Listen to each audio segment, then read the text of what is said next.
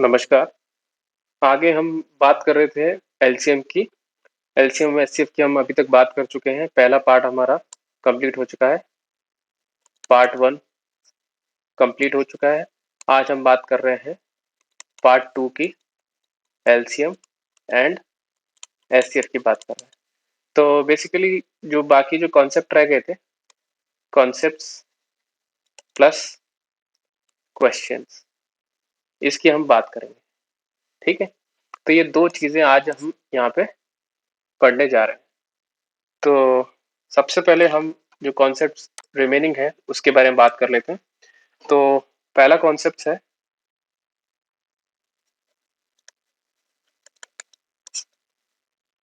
ये बोलता है LCM of the number will be always divisible by HCF of the number. इसका मतलब ये है कि जो भी किसी निश्चित नंबर का एलसीएम होगा और उसी नंबर का एचसीएफ होगा, एचसीएफ होगा और एलसीएम होगा किसी भी नंबर का, उसका एलसीएम और एचसीएफ आपस में पूरी तरीके से डिविजिबल होंगे, पूरी तरीके से उसको डिवाइड किया जा सकता है।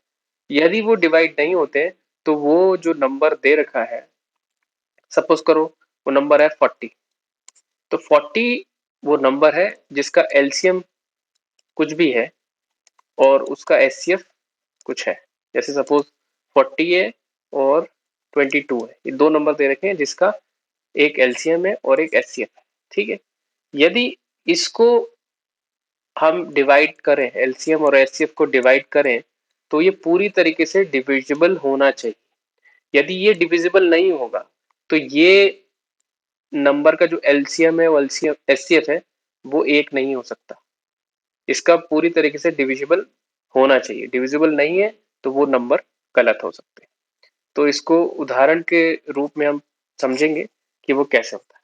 ठीक है, लेकिन कॉन्सेप्ट बोल रहा है कि LCM of the number always be divisible by the HCF of the number. कोई भी नंबर है उसका जो एलसीएम है वो एचसीएफ से पूरा का पूरा डिवाइड होगा। अगर नहीं होता है तो फिर वो चीज गलत है।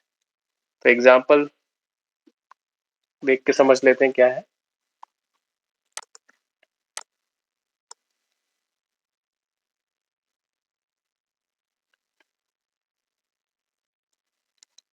एग्जाम्पल है एलसीएम ऑफ तीन number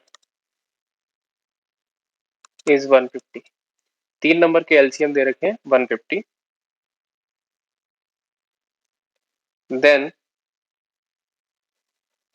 then which one is not HCF of the given number। मतलब जो तीन नंबर दे रखे हैं उसका जो एलसीएम है वो 150 है और उसका एचसीएफ ऑप्शन में से एक नहीं हो सकता है, बाकी तो हो सकते हैं। जैसे 25, 50, 55 एंड डी 30। ठीक है, इनमें से कौन सा एचसीएफ नहीं हो सकता है? तो हमें ये पता होना चाहिए। यहाँ हमने बात कर ली कि LCM of the number will be always divisible by HCF of the number। मतलब LCM और HCF आपस में डिविजिबल होना चाहिए। तो यहाँ कौन सा ऐसा नंबर है जो डिविजिबल नहीं है, वो फाइंड आउट करना है। तो एक एक करके चेक कर लेते हैं। जैसे 150 है LCM, इसको डिवाइड करेंगे 25 से, पूरी तरीके से कट जाएगा। 150 को अगर 50 से डिवाइड करेंगे पूरी तरीके से कट जाएगा। 150 को 55 से डिवाइड करेंगे पूरी तरीके से नहीं कटेगा। 150 को 30 से डिवाइड करेंगे पूरी तरीके से कट जाएगा। ये कर सकता है, ये कर सकता है, ये कर सकता है। तो इन तीनों में कोई भी एचसीएफ हो सकता है ऑफ द गिवन नंबर, लेकिन 150 डिवाइडेड बाय 55 ये पूरी तरीके से नहीं डिविजिबल है, तो यही हमारा उत्तर है, यही हमें फाइंड आउट करना। ठीक है, तो आगे हम नेक्स्ट कॉन्सेप्ट की बात करते हैं।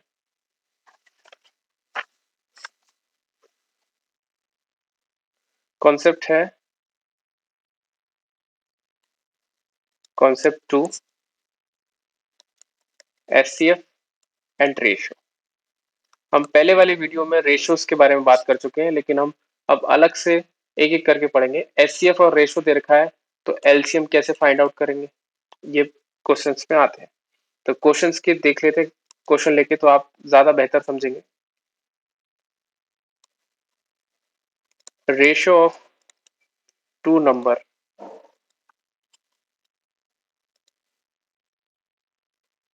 is 3:5 and its HCF is 12. Find the value of numbers. उन वैल्यूज को निकालना है, ये अनुपात के माध्यम से दे रखा है, इसकी वैल्यूज निकालनी है। ठीक है, तो हम पहले से ही पढ़ चुके हैं, जब भी कोई नंबर a बटे b के फॉर्म में होगा, अनुपात के फॉर्म में होगा, जैसे कि 3/5 है यहाँ पे, तो हमें पता है एचसीएफ को c मानते हैं और एलसीएम निकालने के लिए a इंटू बी इंटू सी करते हैं। तो एलसीएम पूछा नहीं है तो इसको हटा दें, सिर्फ इतनी बात करते हैं। हमें ये पता है कोई भी नंबर जैसे a है उसको फाइंड आउट करना है, तो उसको बस उस नंबर के अनुपात को एचसीएफ से मल्टीप्लाई कर दो। जैसे a निकालना है तो ये होगा 3 इंटू सी, और b निकालना है तो ये होगा 5 इंटू सी। तो हमें c की वैल्यू दे रखी है, कितनी है, c की वैल्यू दे रखी है हमें 12। तो सिंपल सा मल्टीप्लाई कर दो, ये हो जाएगा हमारा 3 इंटू 12 और ये हो जाएगा हमारा 5 इंटू 12। तो यहाँ उत्तर आएगा कितना, 36, और यहाँ उत्तर आएगा 60। तो जो दो वैल्यूज पूछी थी, दो नंबर्स पूछे थे, वो हमने इजिली फाइंड आउट कर लिए। एक बार और समझ लीजिए इसको। इसमें पूछा था ratio of two number is 3:5, मतलब दो नंबरों का अनुपात 3:5 है तथा इसका एचसीएफ 12 है। तो वो दो नंबर्स कौन से हैं, ये हमें पता करना था। तो हमने उनका अनुपात लिखा, ए बटे बी का अनुपात लिखा 3:5, और एचसीएफ दे रखा है हमें 12, और एलसीएम से हमें कोई मतलब नहीं था। तो हमें पता है जब भी वो नंबर फाइंड आउट करते हैं, तो जो उसका अनुपात है बस उसका मल्टीप्लाई कर दो दोनों अनुपातों में अलग अलग, तो हम उत्तर निकाल लेंगे। जैसे कि यहाँ अनुपात ए का था 3, तो 3 उसका गुणा कर दिया सी से जो कि 12 है, और आंसर आ गया अपना ए। वैसे ही हम बी निकाल सकते हैं। तो दोनों नंबर हमने फाइंड आउट कर लिए। तो नेक्स्ट कॉन्सेप्ट की तरफ चलते हैं। आप इसमें जितनी ज्यादा प्रैक्टिस करेंगे उतना ज्यादा आप इसमें निपुण होंगे। विदाउट प्रैक्टिस आपको चीजें क्लियर नहीं होंगी। अभी तो क्लियर हो जाएंगे जब आप पढ़ रहे हैं, लेकिन जैसे जैसे आप इसको छोड़ते जाएंगे चीजें वापस धुंधली हो जाएंगी। आपको प्रैक्टिस में बने रहना पड़ेगा, आपको ज्यादा से ज्यादा क्वेश्चन अटेम्प्ट करने पड़ेंगे, तभी आप इन सब चीजों को एग्जाम तक ले जा पाएंगे। तो हम एलसीएम एंड रेशो की बात करें तो क्वेश्चंस के माध्यम से समझते हैं। Ratio of two number is 3:4 and their LCM is 60. Determine value of two number, उनकी वैल्यू फाइंड आउट करनी है। अब यहाँ पे हमें एचसीएफ नहीं दे रखा, लेकिन एलसीएम दे रखा है। तो वो दो नंबर का अनुपात क्या है, ए बटे बी का अनुपात क्या है, 3:4, ये दे रखा है, और हमें एलसीएम दे रखा है 60। तो हमें क्या करना है, सिंपल सा 3 और 4 दे रखे हैं, इसका भी हम एलसीएम ले लो। 3 और 4 दे रखे हैं अनुपात में, बस इन दोनों का एलसीएम ले लो। तो एलसीएम सिंपल से यहाँ कर सकते हैं, इसको सॉल्व करेंगे तो आपको उत्तर मैं पहले से बता देता हूँ, इसका उत्तर है 12। ठीक है, हमें 12 उत्तर चला गया। अब हमें ये पता करना है कि जो नंबर्स का एलसीएम है वो 60 है, लेकिन अनुपात का जो एलसीएम हमने किया है वो है 12। ठीक है, तो ये 12, ये जो 12 है वो कितना कम है 60 से, ये फाइंड आउट करना है। तो ये हमें पता है कि 12 के टेबल में 60 कितनी बार आता है, 60 कितनी बार आता है, 5 बार। मतलब मल्टीप्लाई बाय 5 करेंगे तब जाके वो 60 के बराबर जाएगा। यदि यही नंबर, ये 5, यदि इन दोनों नंबर्स में मल्टीप्लाई कर दें तो ए और बी की वैल्यू हमें पता चल जाएगी। तो वही करते हैं हम। जैसे ए फाइंड आउट करना है तो ए का अनुपात है 3, उसको मल्टीप्लाई कर दो 5 से, और बी का अनुपात है 4, उसको भी मल्टीप्लाई कर दो 5 से। तो दोनों नंबर हमें फाइंड आउट हो गए, एक आएगा 15 और एक आएगा 20। ठीक है, तो इस तरीके से हम फाइंड आउट कर सकते हैं। अब इन दोनों का अगर एलसीएम लेंगे तो वो 60 ही आएगा। ठीक है, क्रॉस चेक भी कर सकते हैं। ठीक है, इसमें एक क्वेश्चन और देख लेते हैं।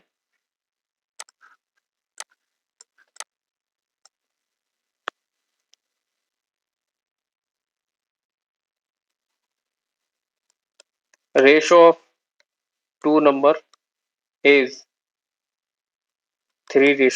4:5 and LCM is 120. Find the two numbers. दो नंबर्स फाइंड आउट हमें करने हैं। तो हमें ऑलरेडी पता है कि हमें ए रेशो बी दे रखा है कितना, 4:5, है ना। एलसीएम दे रखा है हमें 120,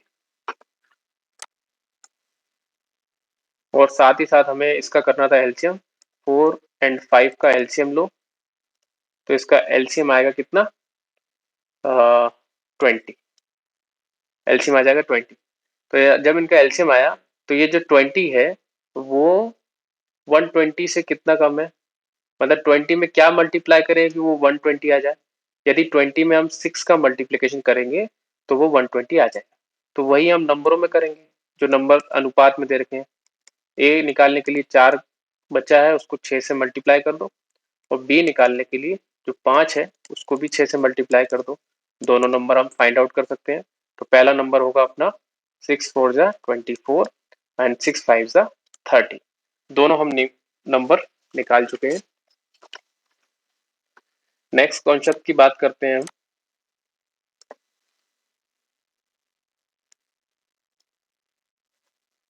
कंसेप्ट 5 ये कह रहा है LCM and HCF of decimal.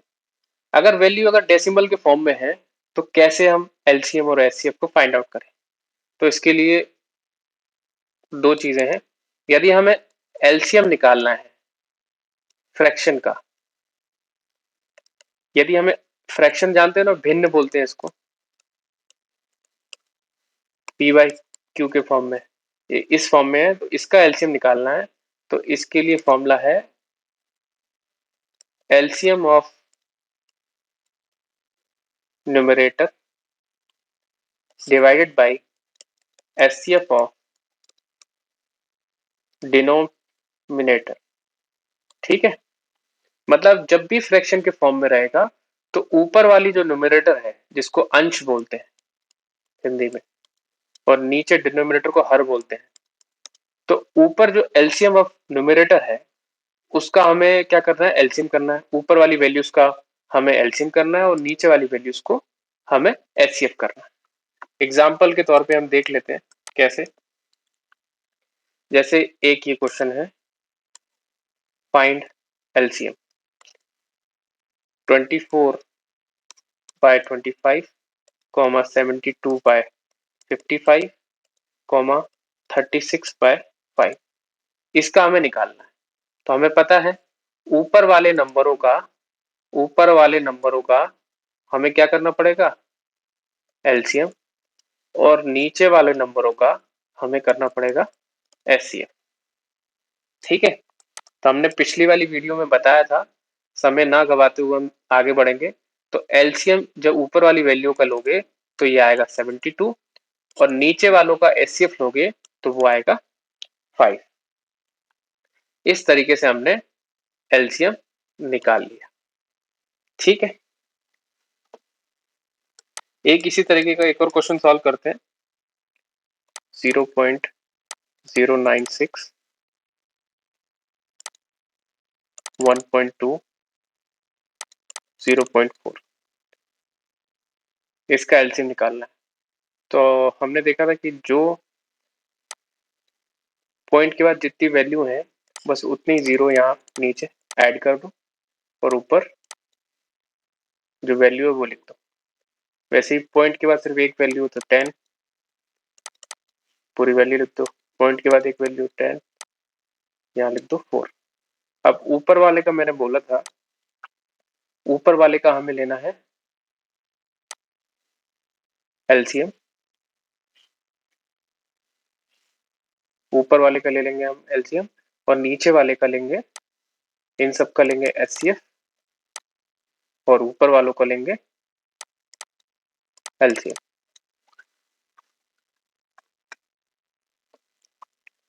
तो देख लेते हैं, जब इसका एलसीएम करेंगे तो हमें मिलेगा, जब सबसे पहले इनको जितना कट सके उतने काट दो। जैसे ये कट रहा है 6, ये आएगा 5, ये आएगा 2, ये आएगा 5। इस तरीके से ये कटेगा तो ये आएगा 12, और ये आएगा 125। तो 12 अपॉन 125, 6/5 एंड 2/5।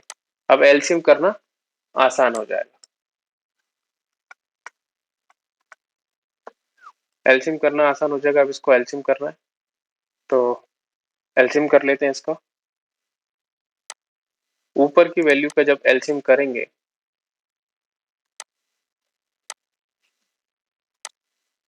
ऊपर की वैल्यू का एलसीएम करेंगे तो आएगा 12, और नीचे का एलसीएम करेंगे तो आएगा 5।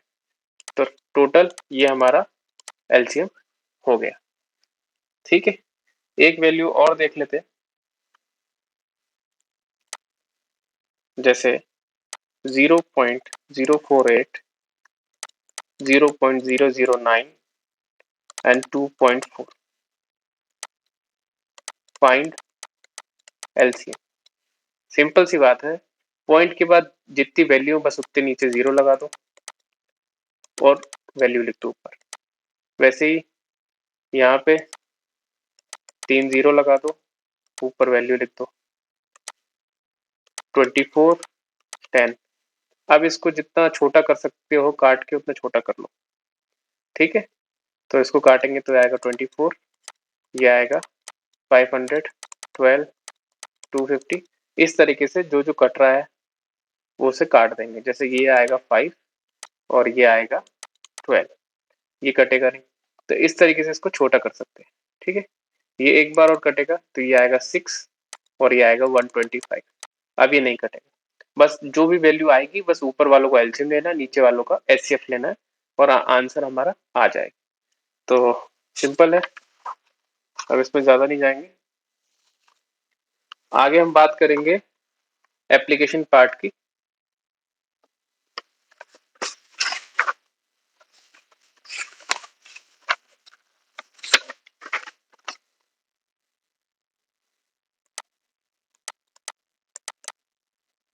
एप्लीकेशन ऑफ एलसीएम, इसकी हम बात कर रहे हैं।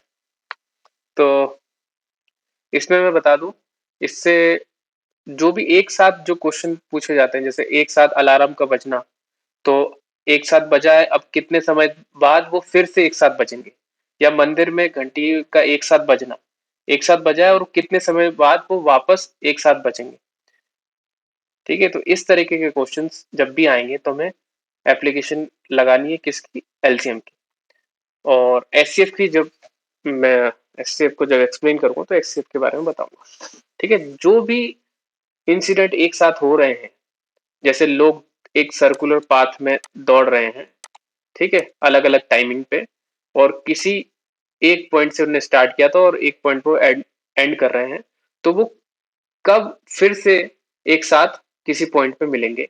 तो एक साथ जब भी ऐसे क्वेश्चन पूछे जाएंगे कि नंबर ऑफ वेरिएबल्स हैं और एक साथ वो कब मिलेंगे या कब एक साथ घंटियां बजेंगी, कब अलार्म बजेगा, तब हमें यूज करना है एलसीएम का। तो ये ध्यान रख लेना। आगे हम बात करते हैं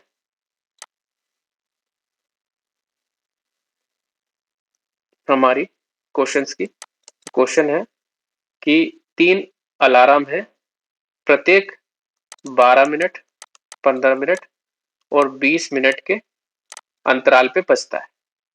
ठीक है, यदि वे एक साथ बज रहे हैं, यदि वो किसी समय एक साथ बजे हैं, तो पुनः वे तीनों एक साथ कब बजेंगे ये पूछ रहा है। 3 अलार्म है, ठीक है, वो 12 मिनट, 15 मिनट और 20 मिनट के अंतराल पर बजते हैं। ठीक है, तो पूछा है क्वेश्चन में वो कितने मिनट के बाद पुनः एक साथ बजेंगे। तो सिंपल सा, जब वो एक साथ पूछे तो बस 15, 12, 15 और 20 का एलसीएम कर लो। तो जब इसको एलसीएम करेंगे तो हमारा एलसीएम आएगा 60। और यहाँ मिनट्स की बात कर रहा है तो मिनट्स, तो हमारा उत्तर आया 60 मिनट। मतलब 1 आवर के बाद वो दोबारा पुनः एक साथ बजेंगे। तो इस तरीके से क्वेश्चन पूछा जाता है। ऐसी एक क्वेश्चन है,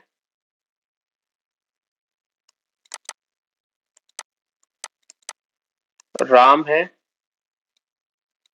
श्याम है और हरी है। ये 3 लड़के हैं जो एक सर्कुलर पाथ पे दौड़ रहे हैं अलग अलग टाइमिंग पे। जैसे मान लो उन्होंने यहां से स्टार्ट किया, तो जो राम है वो 36 सेकेंड में एक चक्कर पूरा कर रहा है।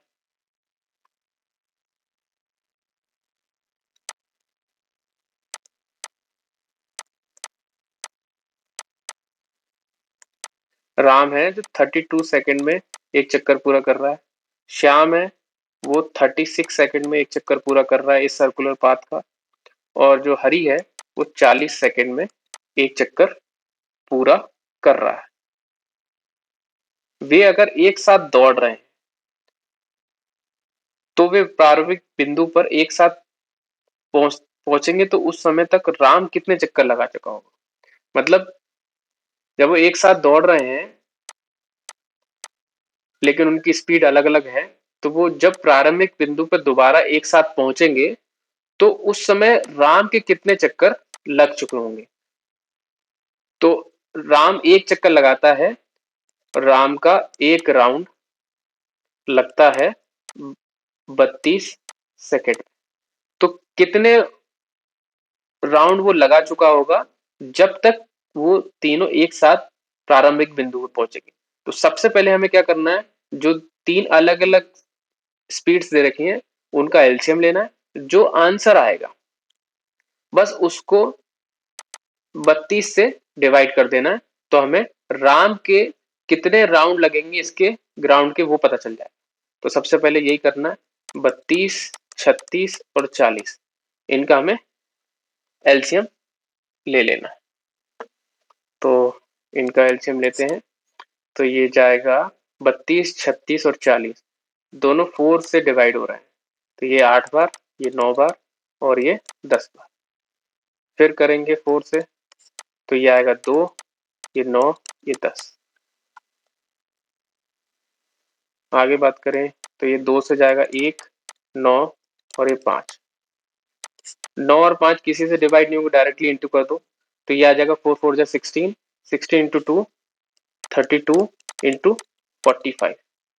ठीक है, तो ये आएगा करीबन 1440। ये उत्तर आ जाएगा एलसीएम का। और ये सेकंड में है क्योंकि ये सारे चीजें सेकंड में थी। जस्ट आपको कुछ नहीं करना है, ये पूरी टोटल टाइमिंग है इन सबको प्रारंभिक बिंदु पे वापस मिलने की। पूरी टाइमिंग इतने सेकंड के बाद वो वापस प्रारंभिक बिंदु पे मिलेंगे।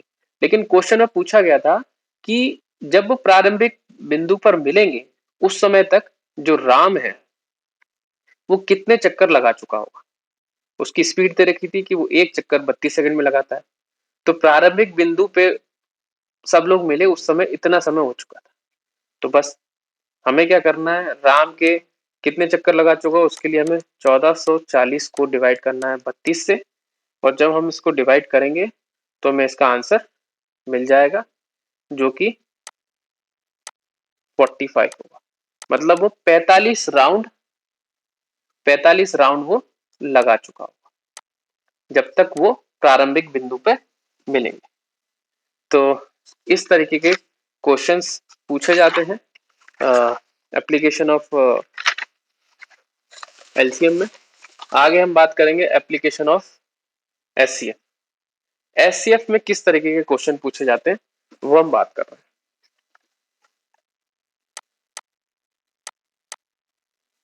तो एप्लीकेशन ऑफ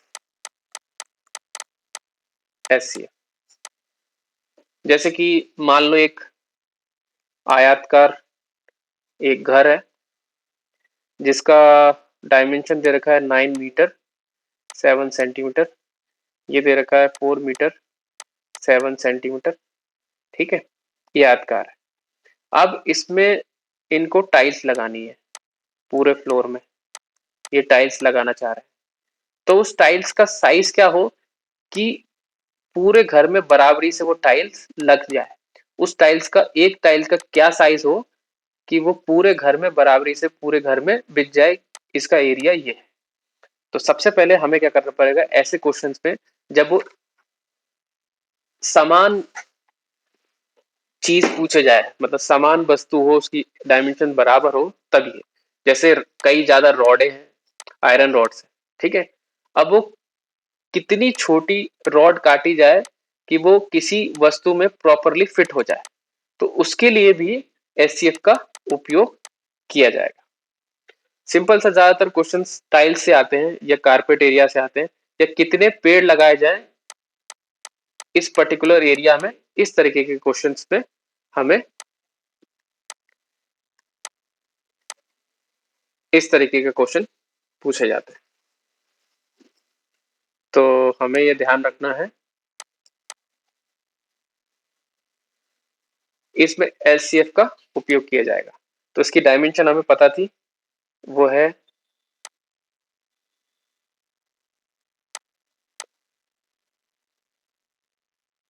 सिंपल से यहां लिख देते हैं। इसकी जो ब्रेथ है, मतलब इसकी चौड़ाई दे रखी है 407 सेंटीमीटर, और इसकी लेंथ है वो दे रखी है 907 सेंटीमीटर। ये चीजें दे रखी है। हमें एचसीएफ निकालना है ऐसे क्वेश्चन पे। तो सिंपल सा 407 है और 907 है, इसका हमें एचसीएफ चाहिए, हम आंसर निकाल सकते हैं। ठीक है, तो इसका एचसीएफ कैसे निकालना है, सिंपल सी हमने बताया था 907 जो बड़ी वैल्यू अंदर और जो छोटी वैल्यू है वो बाहर, और इसको सॉल्व करना है।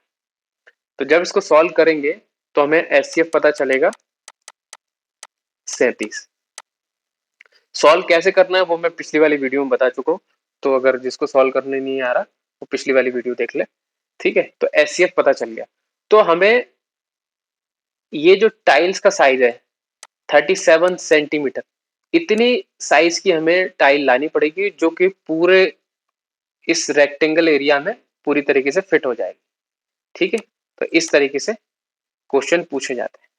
यदि अगर ऐसा पूछा जाए कि टाइल्स का साइज तो पता चल गया लेकिन क्वांटिटी कितनी होगी, मात्रा कितनी होगी, तो मात्रा के लिए हमें ये फॉर्मूला लगाना है L into B divided by A square.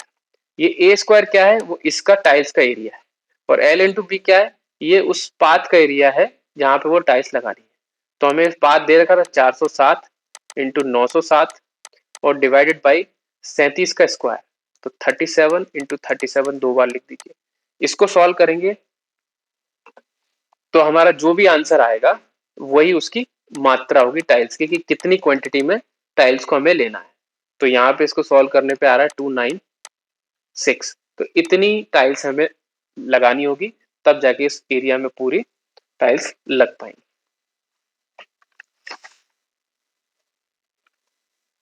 तो मैं एक क्वेश्चन और दे रहा हूं जो आप कर सकते हैं। जैसे फॉर एग्जांपल एक रेक्टेंगुलर एरिया है जिसका चौड़ाई है 465 सेंटीमीटर और इसकी लंबाई है 992 सेंटीमीटर। ठीक है, यहाँ पे टाइल्स फिट करनी है। क्या साइज होगा उसको निकालने के लिए हमें क्या करना है, यहाँ पे एचसीएफ का उपयोग करना है। तो इन दोनों का जब एचसीएफ करेंगे तो आंसर आएगा हमारा 31 सेंटीमीटर। इतने साइज की टाइल्स हमें यहाँ लगा सकते हैं। टाइल्स पूछी थी तो टाइल्स जितना एचसीएफ आएगा उतनी साइज की टाइल्स यहाँ पे लगेगी। जब टाइल्स इतनी लग गई, अब क्वांटिटी पूछी है। क्वांटिटी के लिए मैंने बताया था L इंटू बी अपॉन में ए स्क्वायर, ये वाला फॉर्मूला लगेगा। तो हमें पता है L इंटू बी क्या है, L इंटू बी यही है 992 इंटू 465 डिवाइडेड बाई 31 का स्क्वायर। ठीक है, इसको सॉल्व करेंगे तो हमें आंसर मिलेगा 480 और ये मात्रा हो गई टाइल्स की।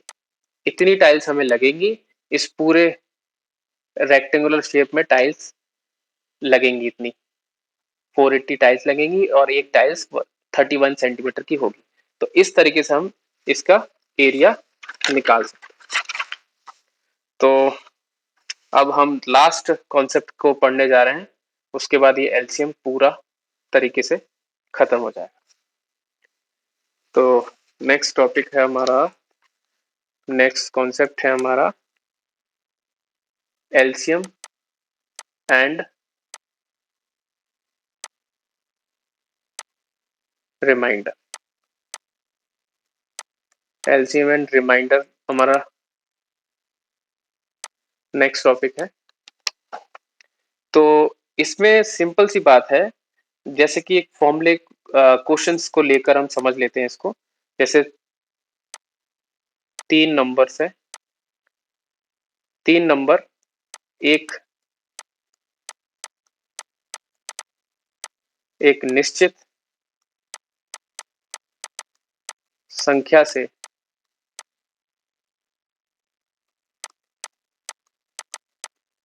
विभाजित या डिवाइड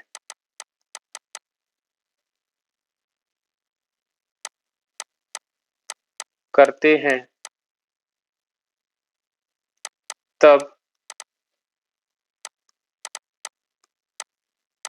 प्रत्येक बार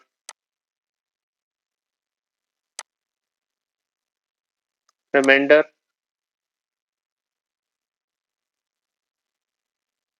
आर बचता है, वह निश्चित संख्या कौन सी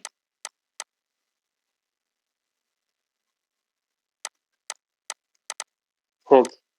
क्वेश्चन में पूछा है कि 3 नंबर है जिसको किसी निश्चित संख्या से डिवाइड करते हैं।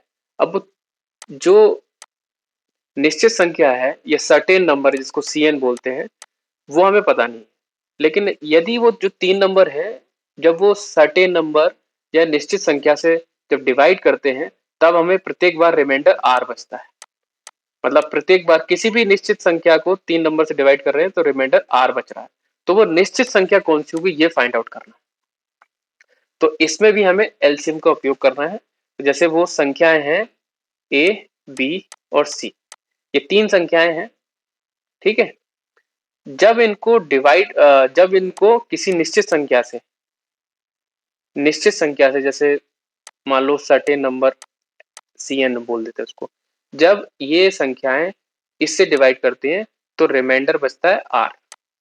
जैसे सपोज सी एन को डिवाइड करो ए से तो रिमाइंडर आर, सी एन को डिवाइड करो बी से तो रिमाइंडर आर, और सी एन को डिवाइड करो सी से तो रिमाइंडर आर। हर बार आर बचता है। तो ऐसे समय हमें क्या करना है, ये जो तीन वैल्यू है, ये जो तीन वैल्यू है जस्ट उसका एलसीएम कर लेना है। LCM of A B C, ठीक है, इसका एलसीएम हो गया, प्लस जो रिमाइंडर आर बच रहा है उसको काउंट कर लेना, ये बराबर होगा वो सर्टेन नंबर के। ठीक है, तो जो तीन वैल्यू दे रखी हैं और जो रिमाइंडर दे रखा है उसकी सहायता से हम सर्टेन नंबर निकाल सकते हैं।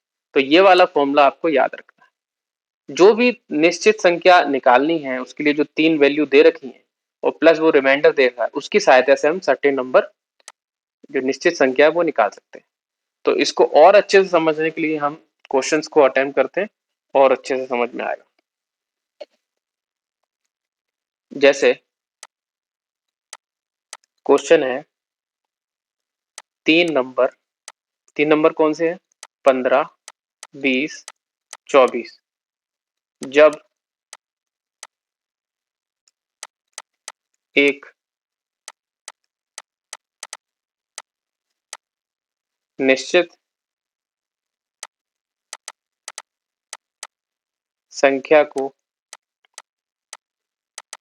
डिवाइड करते हैं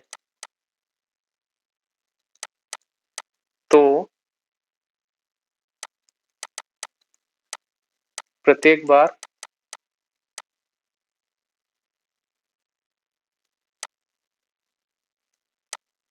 रिमाइंडर 5 बचता है। तब निश्चित संख्या ज्ञात कीजिए।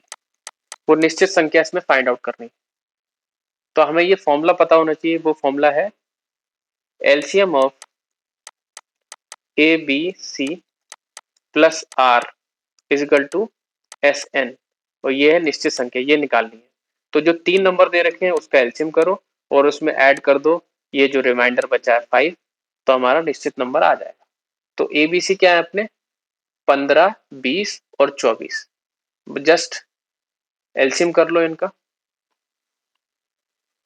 15, 20 और 24, इनका एलसीएम करेंगे, 2 से करो तो ये आएगा 15, 10, 12, फिर 2 से करो तो ये आएगा हमारा 15, 5 एंड 6, और फिर 3 से करो। ऐसे करते जाएंगे तो हमारा एलसीएम फाइंड आउट हो जाएगा 120। अब एलसीएम हमें पता चल गया, LCM of A B C plus R is equal to C N था, तो हमें ए बी सी एलसीएम का पता चल गया, तो ये है 120। आर हमें पता था, वो था 5, 5 का ऐड कर दो, तो ये हो गया सर्टेन नंबर जो कि है 125। ये आंसर हो गया। इस तरीके से हमें आंसर फाइंड आउट करना है। तो ये आज एलसीएम चैप्टर कंप्लीट हो चुका है और कल से हम प्रॉफिट एंड लॉस स्टार्ट करेंगे, जो काफी ज्यादा एग्जाम पॉइंट ऑफ व्यू से काफी ज्यादा इंपॉर्टेंट है। तब तक के लिए धन्यवाद।